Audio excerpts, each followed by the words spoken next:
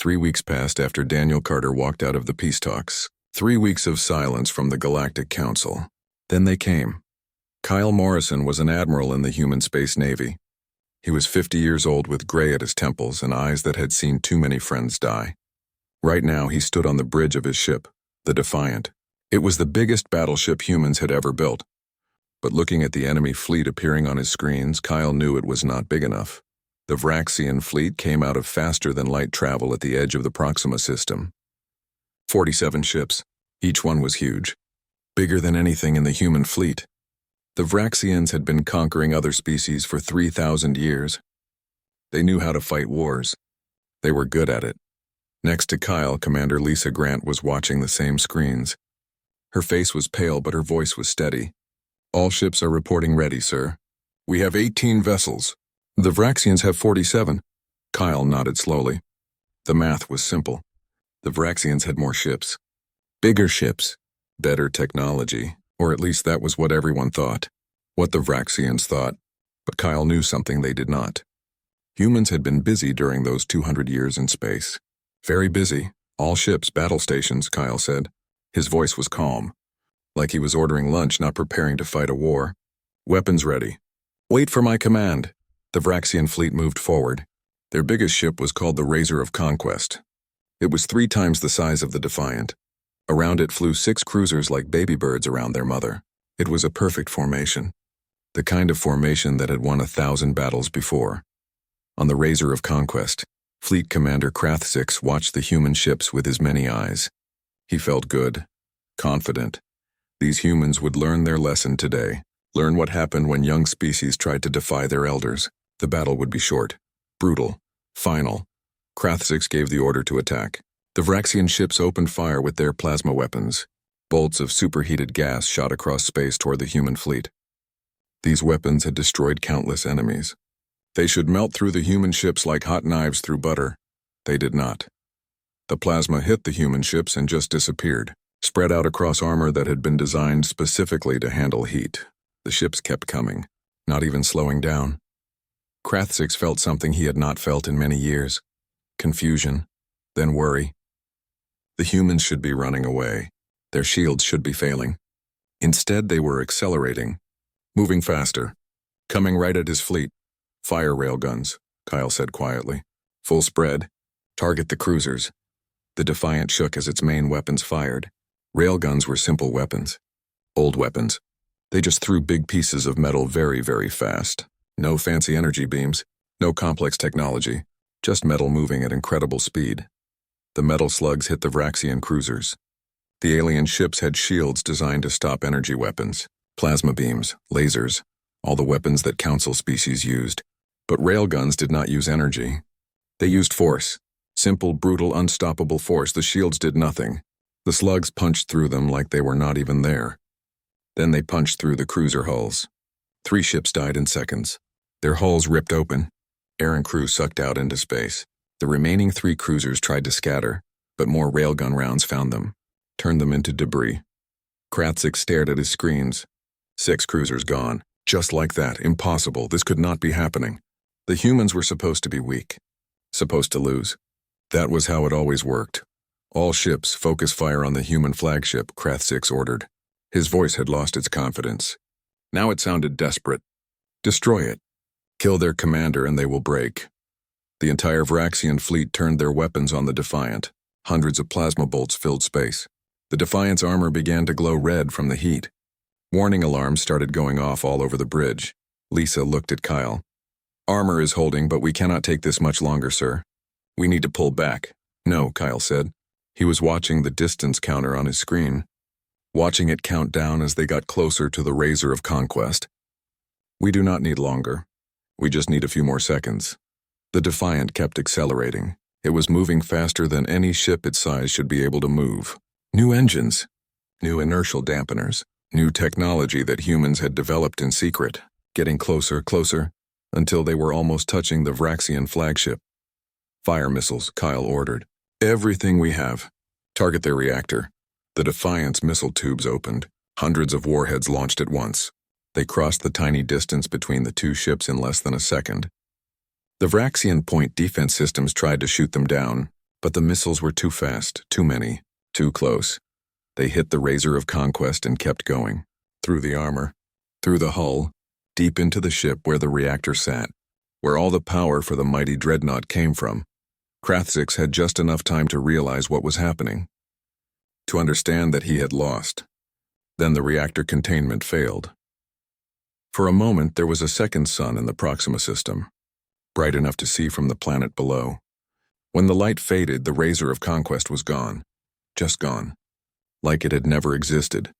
The rest of the Vraxian fleet stopped firing. For a few seconds, they just floated there. Confused, scared, their flagship was destroyed. Their commander was dead.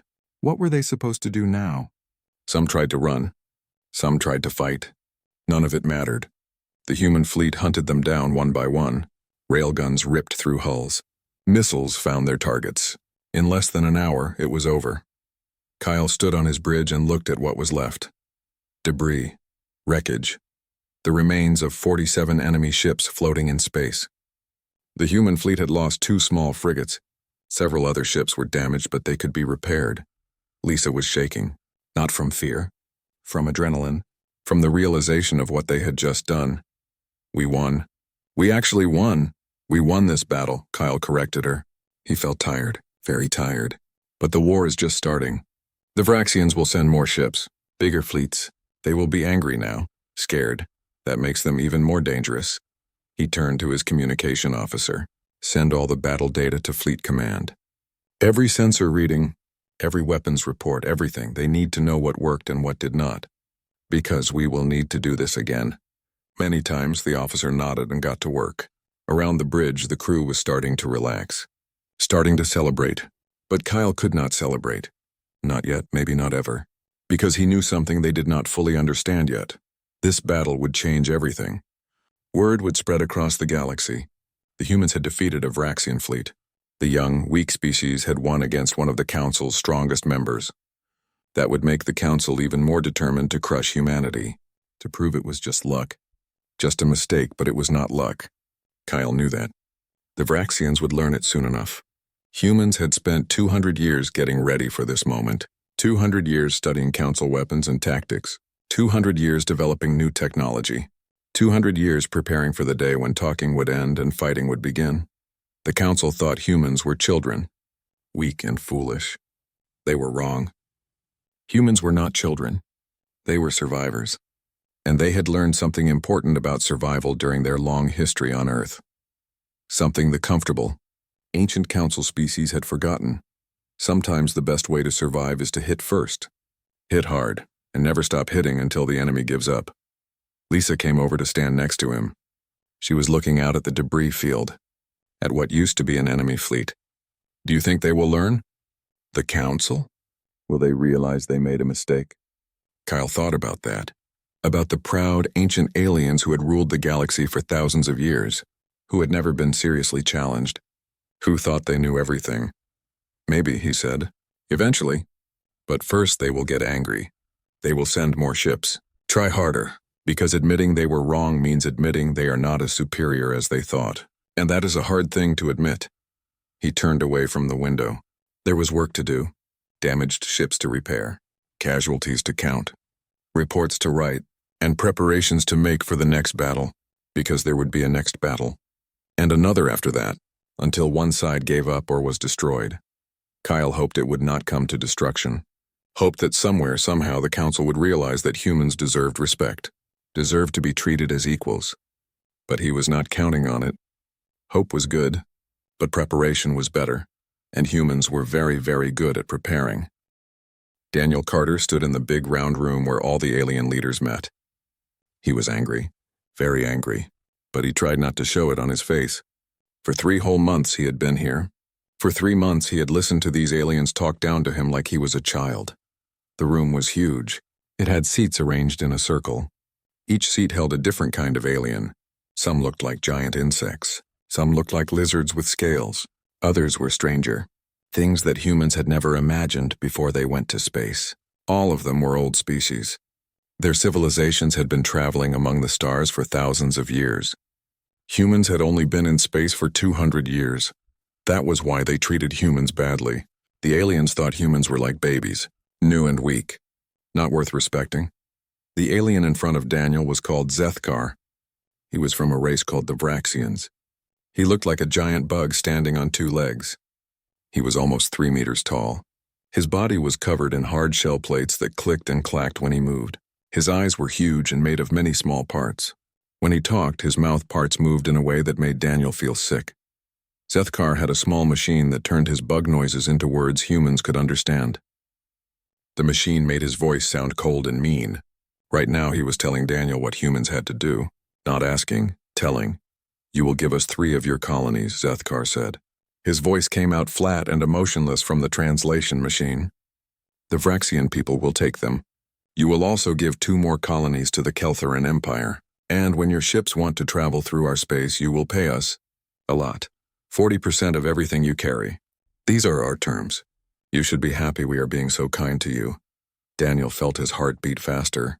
His hands made fists at his sides. Next to him, Amy Brooks put her hand on his arm. She was his second in command.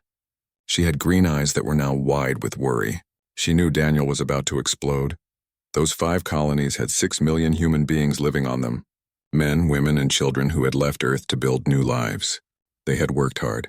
Built cities, farms, schools. Now these aliens wanted to just take it all away. And they called it kind, Daniel said. His voice was quiet, but everyone in the room could hear the anger in it. "You want us to abandon 6 million people. You want to destroy our economy with taxes that will make it impossible for us to trade. And you think this is kind?" Another alien spoke up. This one was called Sorathal. She was from the Keltheran Empire. She looked like a big lizard that walked on 2 legs. Her scales were dark green and her eyes were yellow with black slits in the middle. When she talked, it sounded like air hissing out of a tire. "The council has decided," Sorathal said. "Your people are too weak to fight us. You should accept what we offer. If you do not, we will take much more. We have 6 different alien races ready to attack you. You cannot win." Around the room, the other aliens nodded, or made whatever gestures their species used to agree. They all thought the same thing.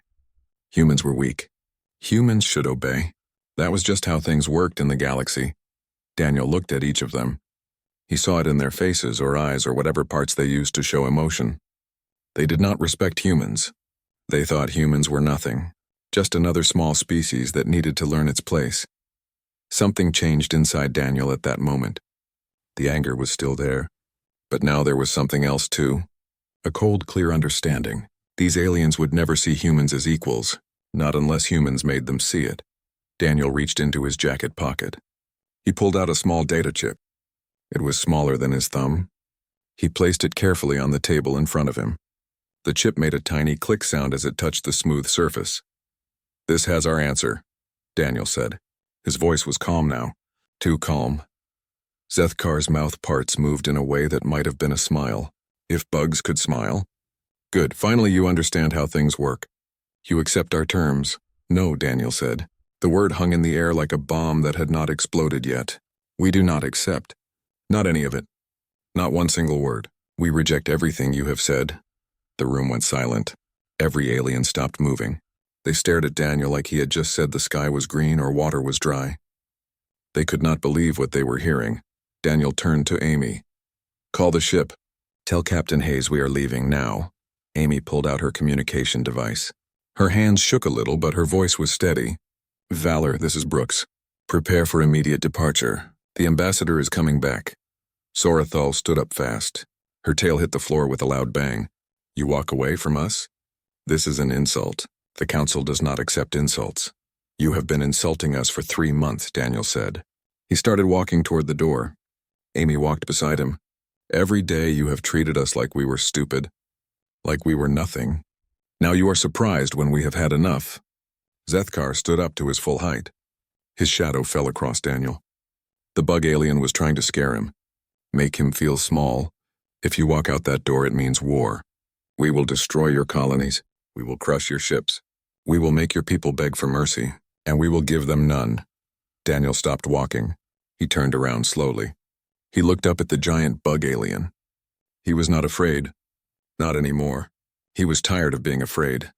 "Maybe you will win," Daniel said. "Maybe you will crush us. But it will cost you. It will cost you in ways you cannot imagine." You think we are weak because we are young. You are wrong. We are young, and that makes us hungry. Desperate. We have been preparing for this day since we first met you, since we first realized that you would never give us respect. We would have to take it. The room was still silent, but now the silence felt different. Less certain. Some of the aliens were looking at each other. Daniel could see doubt in their eyes. Go back to your ships, another alien said. This one was old, very old. He was called Threndak, and he was from a species called the Thulak. He looked like a big frog that could stand up and walk. His voice was deep and slow. Think carefully about what you are doing. War will hurt everyone. We have thought carefully, Daniel said. For 3 months we have thought. We tried to find peace. We tried to make you see us as equals. You would not. So now we will show you instead. Daniel and Amy walked to the door. Behind them, the aliens started shouting. Some were angry. Some were confused. Some sounded worried. But Daniel did not look back. He had said what he needed to say. Now it was time to do what needed to be done. As they walked down the long hallway toward the docking bay where their ship waited, Amy spoke quietly. They will come after us with everything they have. I know, Daniel said. A lot of people are going to die. I know that too. Amy was quiet for a moment. Then she asked the question that really mattered. Can we win? Daniel thought about that. About all the preparations that had been made. The new weapons, the new ships, the new strategies. Everything that humanity had been building in secret while the aliens thought they were weak and helpless. Maybe not, Daniel said honestly, but we can make them wish they had never pushed us. And sometimes that is enough. They reached their ship. The Valor was a diplomatic vessel, but it had weapons too, just in case. Captain Hayes was waiting for them at the airlock. He was a tall man with gray hair and calm eyes that had seen a lot of battles. How did it go? Hayes asked. But he could see the answer on their faces. Get us out of here, Daniel said. Fast. And send a message to Earth. Tell them we are coming home. Tell them the talking is over. Tell them to get ready for war. Hayes nodded. He had been expecting this. They all had been. The Council had given humanity no choice. Now humanity would show them what happens when you push someone into a corner, when you take away all their options except to fight. The Valor's engine started up. Within minutes, they were leaving the station. Behind them, the Galactic Council was probably still arguing, still trying to understand how the weak humans dared to refuse them. They would understand soon enough. When their fleet started burning, when their certainty turned to doubt, when they realized that age and tradition meant nothing against youth and desperation. The galaxy was about to change, and the old species who had ruled it for so long were about to learn a hard lesson, that sometimes the youngest voice is the strongest, that sometimes the newest species is the most dangerous, that sometimes refusing to quit is more powerful than any weapon. The war was coming, and humanity was ready. The war lasted 18 months. When it ended, nothing was the same. It started with confidence. The combined Council fleet was massive. Nearly 600 warships from 5 different species.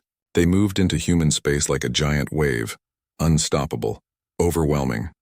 Their goal was simple: destroy every human colony, force humanity to surrender, show the galaxy that the Council's power was absolute. It ended very differently than they expected. Admiral Patricia Holden commanded the human defense from Earth. She was 60 years old and had spent her entire life in the military.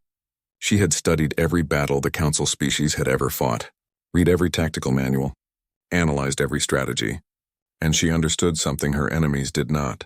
The Council fought wars to show their strength, to make others submit through fear. But humans fought wars to win, by any means necessary, fair or unfair, clean or dirty. It did not matter. Only victory mattered.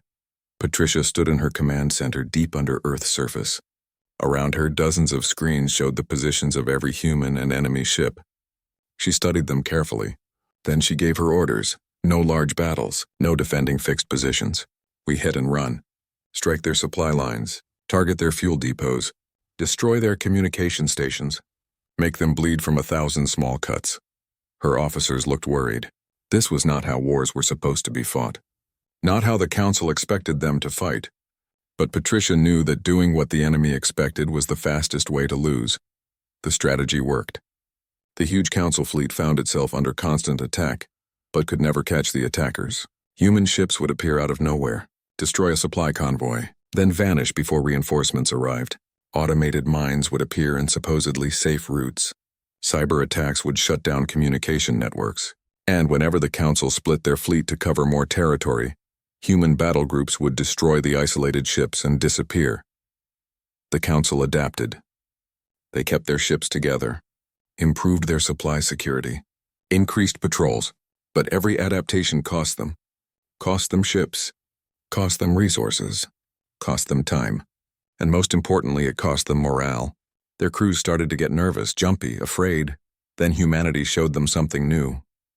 Something terrifying, the stealth cruisers. Ships that could not be seen on sensors. Ships coated in special materials that absorbed radar instead of reflecting it. Ships with engines that gave off almost no heat. Ships that could get right next to you before you knew they were there. The Vraxian battle fleet Zeta learned about stealth cruisers the hard way. They were on a routine patrol when 15 human ships suddenly appeared around them. Just appeared, like ghosts. The Vraxians barely had time to react before the attack began. Railguns tore through hulls. Missiles found their targets. In minutes, half the Vraxian fleet was destroyed. The survivors ran away as fast as they could. Ran away in terror from an enemy they could not see until it was too late. When Zethkar saw the recordings of that battle, he felt something he had not felt in his long life. Real fear, not just worry or concern, but deep primal fear. The kind that made his shell shake and his eyes dart around looking for invisible threats. 6 months into the war, he stood before the Council again. But he looked very different now. His confident bearing was gone. His voice no longer sounded certain. The humans have taken 7 of our supply stations. Our casualties increase every month. And now they have begun attacking Council space itself. They are raiding our colonies. Our home worlds. They are not defending anymore. They are attacking us, Sorathal hissed in frustration. How is this possible?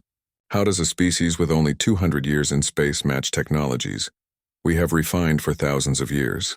Threndak, who had been mostly quiet during the war, finally spoke. His old voice was tired but clear. Because we stopped innovating. Our ancestors built great things. We just maintain them. We preserve them, but we do not improve them. Why would we? They have always been good enough. He looked around at the other counselors. The humans are still building, still experimenting, still learning. They are desperate, and desperation breeds innovation. While we have been comfortable, they have been fighting for survival. And survivors learn quickly. The chamber fell silent, because everyone knew he was right. The council had become lazy, complacent. They had assumed their superiority would last forever. They were learning it would not. The war continued for another year, slowly grinding both sides down. The council had more ships, more resources, more soldiers, but the humans had something more important. They had the will to win, the refusal to quit no matter the cost. When council forces surrounded human colonies, the defenders fought to the last ship, not because they thought they would win, but to buy time for civilians to escape, to make the enemy pay for every meter of ground. Every human commander knew they might die. They went into battle anyway. The council species were not used to this. They were used to wars where one side demonstrated superiority and the other side surrendered. Clean, orderly, civilized. But humans did not fight civilized wars. They fought dirty wars, desperate wars, wars where the only rule was survival. Patricia watched the war from her command center, watched the casualty reports come in, watched colonies burn, watched good people die. It hurt her, made her cry when she was alone. But she never stopped, never quit, because quitting meant extinction. Her staff worried about her. She barely slept, barely ate. She just worked, planned, strategized, looking for any advantage, any weakness, anything that could help humanity survive one more day. One night, her second-in-command found her staring at the strategic display. It showed the entire war zone. Red marks for council forces, blue marks for human forces. There was a lot more red than blue. "Admiral," he said quietly, "you need to rest. We can handle things for a few hours." Patricia shook her head. "Every time I close my eyes, I see the casualty reports. I see the names of people who died following my orders. I cannot rest, not yet, not until this is over." "We are winning," he said. "Slowly, but we are winning. The council's advance has stopped. They are on the defensive now. Winning. Patricia said softly. Is this what winning looks like? Millions dead. Colonies destroyed. Ships burning. If this is winning, I would hate to see losing. But she knew he was right. They were winning. Not because humans were stronger, but because humans refused to lose. Because every council species had populations at home who were tired of the war, who wanted it to end, who questioned why they were fighting. But humans had no such doubts. They knew exactly why they fought. For survival. For freedom. For the right to exist. After 18 months, the council finally admitted the truth. They could not win. Not at any cost they were willing to pay. They could keep fighting for years. Maybe decades. Possibly destroy humanity in the end. But it would cost them everything. Their economies would collapse. Their populations would rebel. Their ancient civilizations would fall, and for what? To force one small species to submit? To preserve pride? It was not worth it. Sethkar stood before the council one last time. He looked old now. Tired. Defeated. The Vraxian Dominion requests that we open peace negotiations with the humans, immediately, before more lives are lost. Around the room, other counselors nodded. They had learned their lesson. The hard way. The expensive way. The bloody way. Humanity had taught the ancient council species something they had forgotten over thousands of years of comfort and power.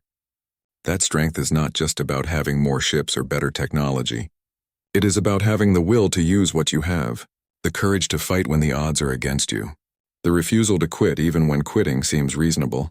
The young species had beaten the old ones, not because they were superior, but because they wanted it more, because they had to win, because losing meant the end of everything, and in the end that made all the difference. The council chamber was full. Every seat was filled. Every species had sent their representatives. The room that usually felt calm and orderly now felt like chaos. Everyone was talking at once, arguing, shouting in their different alien languages. At the center of it all stood Sethkar. The Vraxian counselor looked different now. His hard-shell body seemed less intimidating. His many eyes darted around nervously. He had just received the news about the battle at Proxima, about how his fleet had been destroyed, about how the mighty Vraxian military had been defeated by the young humans. He did not want to believe it. Could not believe it. But the evidence was there. Battle recordings, sensor data, messages from the few escape pods that had gotten away. All of it told the same story. The humans had won. Easily. Sethkar raised his clawed arms for silence. It took several minutes before the other counselors stopped talking. When they finally did, every eye in the room was on him, waiting, judging. The humans have made their choice, Sethkar said. His translation device made his voice sound cold, but everyone could hear the anger underneath. They chose war, very well. They will have war. The full might of the Vraxian Dominion will fall upon them. In 2 months, maybe less, they will beg us to accept their surrender. Sorathal, the Keltharan representative, made a hissing sound. Her yellow eyes narrowed. The Vraxians speak of might and victory, but it was a Vraxian fleet that burned at Proxima. Perhaps we have underestimated these humans. Sethkar's mandibles clicked angrily. It was a mistake. Our commander was overconfident. It will not happen again. The humans got lucky, nothing more. Luck? The voice belonged to Threndak, the old Thulak counselor. He was the oldest being in the room. He had lived for 300 years and seen many things. His voice was slow and thoughtful. I have reviewed the battle data. What I saw was not luck. It was preparation, planning, innovation. He paused and looked around the room. Their weapons exceeded our predictions by large amounts. Their armor was designed specifically to counter our plasma weapons. Their tactics were unexpected. All of this suggests one thing. They have been preparing for war with us for a long time. Another counselor spoke up. This was Velakor from the Osinian Federation. She looked like a large crystal that could somehow walk and talk. When light hit her body, it split into rainbows. While we assumed they would submit to us, they were studying us, learning our weaknesses, building weapons to exploit those weaknesses. Sorathal's tail hit the floor hard. She was agitated. But how? They have only been in space for 200 years. That is nothing. A blink of an eye in galactic time. How could they advance so quickly? Threndak was quiet for a moment. Then he said something that made the entire room go silent. because they had to. We of the Council have been comfortable for thousands of years. Our technology is old but reliable. We saw no reason to change it. Why would we? It has always worked before. He looked at each counselor in turn. But the humans have never been comfortable. From the moment they entered space, they knew they were surrounded by species more powerful than them. They knew that one day there would be conflict. So they prepared. They innovated. They improved. While we rested on old victories, they built new weapons. Desperation is a powerful teacher. The chamber was completely silent now. Every counselor was thinking about what Threndak had said. Thinking about how their ancient civilizations had stopped improving, stopped trying to be better. They had become like old trees, strong but unable to bend. And now they faced young humans who were like grass. Easy to cut down, but able to grow back quickly. Able to adapt, Zethkar broke the silence. This changes nothing. Yes, the humans surprised us. But surprise only works once. Now we know what they can do. We will adapt. We will crush them with superior numbers. The Vraxian Dominion has 10 ships for every one human ship. With the support of the Council, victory is certain. He stood taller, trying to project confidence. I call for a vote. A joint military action against the humans. We will show them what happens when young species try to defy the old order. Several counselors made gestures of agreement, but Velakor's voice rang out clearly. And what will it cost us? The humans control a small area of space. They have less than 50 colonies. But they have shown they will fight to defend them. Fight hard. Is it worth the resources? The ships? The lives? It is about principle, Sorathal said. Her voice was firm. If we let one species defy us, others will follow. The order we have maintained for 8,000 years will collapse. We cannot allow that. Around the room, heads nodded, or whatever the equivalent was for each species. They were afraid. Not just of humans, but of what humans represented. Change, challenge, the end of the comfortable old ways. Threndak spoke again. His old voice was sad. Perhaps the order we maintained was never as strong as we believed. Perhaps we have been fortunate that no species challenged us before. Perhaps we have grown weak in our comfort. No one wanted to admit that, but many of them were thinking it. For thousands of years, the Council had ruled the galaxy because everyone accepted their rule, not because they were the strongest, but because no one questioned them. Until now, Zethkar had heard enough. I will not sit here and listen to fear and doubt. The Vraxian Dominion will proceed with military action. Any council member who wishes to join us is welcome. Those who prefer to hide behind philosophy can stay here and watch as we restore order. He turned and walked out of the chamber. His footsteps echoed in the sudden silence. Then one by one, other counselors stood up, made their decisions. The Keltharan Empire would send ships.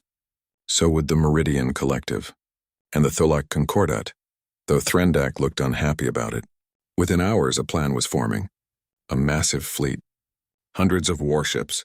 Thousands of years of military experience. All of it to crush one young species that refused to know its place. But as the counselors left to prepare their fleets, something hung in the air. An unspoken fear. What if they could not win? What if the humans, with their desperate innovation and refusal to quit, proved stronger than ancient tradition?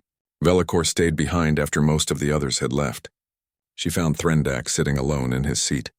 The old Tholak looked tired. Very tired. You think we are making a mistake, she said. It was not a question. Threndak nodded slowly. I think we are fighting the wrong war. The humans do not want to conquer us. They just want to be left alone. Want to be treated fairly, but we cannot accept that. Our pride will not allow it. Our pride, Velakor said softly. Yes, that is exactly what this is about. The Council's pride. The Vraxians especially. They cannot accept that a young species defeated them. Pride is a dangerous thing, Threndak said. It makes us blind, makes us stupid. I've lived a long time. I have seen empires fall because of pride. I fear we are about to learn that lesson again. Velakor's crystalline body chimed softly. It was the sound she made when she was thinking hard. Should we try to stop this? Speak against the military action? Threndak shook his head. It is too late. The decision is made. The fleets are being assembled. Now all we can do is watch and hope. Hope that the humans show mercy when they win. Because I think they will win. You really believe that? That the humans will defeat us? The old counselor looked at her with sad eyes. I believe that we have forgotten how to struggle. How to fight for survival. The humans remember. It is all they have done for 200 years. And in the end, the one who wants it more usually wins. He stood up slowly. His old body ached. Come, we should prepare our people. Tell them that war is coming. Tell them it will be hard. Tell them that the easy victory they expect may not come. They walked together out of the empty council chamber. Behind them, the room felt cold and hollow, like it knew that something fundamental had changed, that the old order was ending, that nothing would ever be the same again. The council had ruled the galaxy for 8,000 years. They had grown comfortable in that rule, certain of their superiority, confident that no one could challenge them. But confidence without strength is just arrogance. And arrogance always falls eventually. The council was about to learn that lesson. Learn it the hard way. Through fire and blood and ships burning in space, humanity had walked away from the peace table. Now they would speak with weapons instead of words, and the galaxy would never be the same. The message arrived at council headquarters exactly 18 months after the war began. It was short, simple, but it changed everything. The government of humanity requests immediate peace negotiations. We are ready to discuss terms. We suggest meeting on neutral ground. And we suggest you come prepared to listen this time. The message was signed by President Lauren Mitchell. She was the elected leader of all humanity. Her tone was not pleading, not begging. It was the voice of someone speaking to equals, someone who knew they had earned respect. Zethkar read the message 3 times. Part of him wanted to refuse, wanted to keep fighting until the humans submitted, until they begged for mercy. But he looked at the reports on his desk. Casualty numbers, resource expenditure, the growing protests on Vraxian worlds, and he knew that continuing was impossible. The Vraxian Dominion had lost 40% of its fleet. 40%. In just 18 months. Their economy was struggling under the cost of the war. Their people were tired, angry, they wanted peace. They did not care about pride anymore. The other council species faced similar problems. Ships destroyed, resources drained, populations demanding an end to the fighting. The war had cost them more than they ever imagined. And there was no end in sight. The humans kept fighting, kept winning, kept refusing to quit. 1 month later, the council delegates gathered again, but not in their grand chamber. This time they met at a neutral station on the border between human and council space, a small station that belonged to no one, where no one had the advantage. Daniel Carter walked into the negotiation room. With him were Admiral Patricia Holden and Secretary of Defense Gregory Stone. They moved with quiet confidence, not the arrogance of conquerors, but the certainty of people who knew their worth, who had proven their worth in blood and fire. The council delegates were already there. Daniel looked at them carefully. They looked different from the last time he had seen them. No contemptuous expressions, no dismissive gestures, just caution, and in some cases, Fear Threndak spoke first. The old Thulak counselor's voice was careful and measured.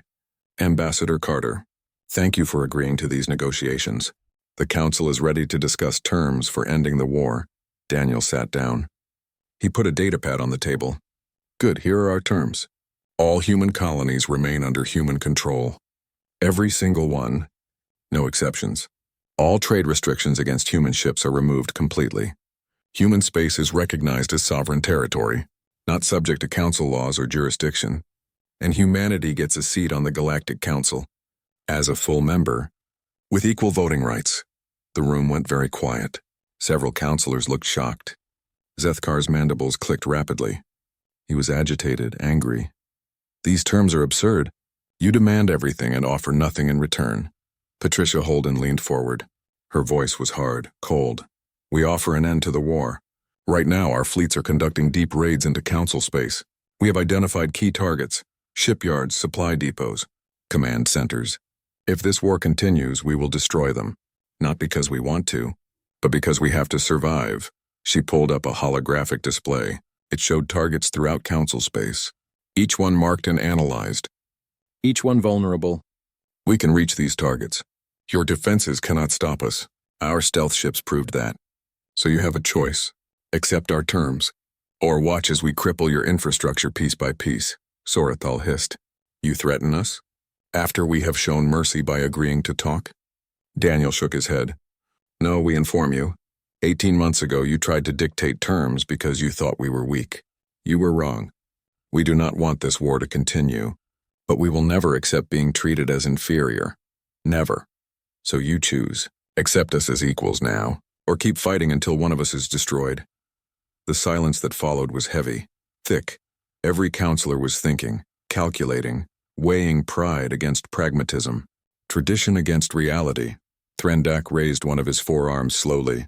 I propose that we accept humanity's terms, not because we are defeated, but because continuing this war serves no one. The humans have proven their strength, their determination. They have earned their place among us. Velacor's crystalline form chimed in agreement. The Asinian Federation agrees. This war has cost all of us too much. It is time to end it. Time to accept that the galaxy has changed. One by one, the other delegates spoke, some reluctantly, some pragmatically, but all of them came to the same conclusion. The old order was gone. The time when the council could dictate terms to everyone else had ended. Humanity had broken that system, shattered it completely. Only Zethkar remained silent. The Vraxian counselor's compound eyes stared at the table. His mandibles moved, but no sound came out. His species had suffered the most in this war, had lost the most. Ships, resources, pride, the illusion that they were invincible. Finally, he looked up, looked at Daniel, and nodded once, slowly. The Vraxian Dominion accepts. Daniel felt the tension leave his body. It was over. Really over. Not a perfect victory. Thousands of humans had died. Colonies had been damaged. Resources had been spent. But humanity had survived. Would continue to survive. Would thrive. Then let us make this official, Daniel said. Let us sign the agreements. And then let us work together to build something better than what came before. The negotiations took 3 days, working out the details, the exact boundaries, the trade agreements, the security arrangements, but everyone worked in good faith now. The council had learned their lesson. They would not make the same mistake twice. On the last day, Threndak approached Daniel privately. The old counselor looked tired, but his eyes were clear. Ambassador, may I ask you something? Your species could have continued the war, could have pressed your advantage. Why offer peace now? Daniel thought carefully before answering. Because we fight to survive, counselor, not to conquer. We wanted respect, not domination. And because, despite everything, we still hope we can be partners with you, not enemies. Threndak nodded slowly. You are a strange species, Ambassador Carter. Fierce in war, but merciful in victory. Perhaps that is why you succeeded where we thought you would fail. You fought not with hate, but with hope. Maybe, Daniel said. Or maybe we just understand that in the long run, we all have to live in this galaxy together. We might as well try to make it work. The old counselor smiled. It was the first genuine smile Daniel had seen from any council member. Yes, perhaps that is the wisdom we forgot. That cooperation is stronger than domination. That partners are more valuable than subjects. 3 months after the peace treaty was signed, Daniel Carter took his seat on the Galactic Council. He sat in a chamber that had governed the galaxy for 8,000 years, representing a species that had been in space for barely 2 centuries. He looked around at the other counselors, at the beings who had once dismissed humanity so completely, and he saw respect in their eyes now. Maybe some fear too, but mostly respect. The kind of respect that can only be earned, never demanded. The first session was about trade agreements, boring but necessary. Daniel participated, offered suggestions, voted on proposals, just like any other counselor, because that was what he was now. An equal voice at the table. After the session ended, several counselors approached him, wanted to talk, wanted to get to know the humans better, wanted to understand how such a young species had achieved so much. Daniel talked with them, answered their questions, built relationships, because that was the next phase. Now that the fighting was over, it was time to build peace. Real peace, the kind that lasted. That night back in his quarters, Daniel recorded a message for Earth, for President Mitchell and everyone back home. We did it, he said simply. We earned our place. The council respects us now. They will never try to dictate terms to us again. We are equals now, true equals. It cost us dearly, but we did it. He paused, thought about all the people who had died to reach this point, all the sacrifices, all the pain. We will honor those who fell by building something worthy of their sacrifice, a future where humans can live freely among the stars. where our children will never have to fight the way we did, where respect is given, not taken. He ended the recording and sat in the dark for a while, thinking, remembering, hoping. The galaxy had changed. The Council had learned humility. Humanity had proven its worth. And now finally there was a chance for something better, something new. A galaxy where young species were not crushed but welcomed, where innovation was valued, where the newest voice might have the most important things to say. It would not be easy. Old habits die hard, old prejudices would remain. But at least now there was a chance. A real chance for change. And that, Daniel thought, was worth everything they had sacrificed to achieve it. The humans had left the peace negotiations 18 months ago. They had walked away from humiliation and arrogance, and they had returned as equals, as warriors who had earned respect through blood and courage and the refusal to quit. The Galactic Council had realized its mistake, had learned that age does not equal wisdom. That tradition is not the same as strength. That sometimes the youngest species has the clearest vision of what needs to change, and in learning that lesson, both humans and the Council had gained something valuable. A future, together, as partners instead of enemies, as equals instead of masters and subjects.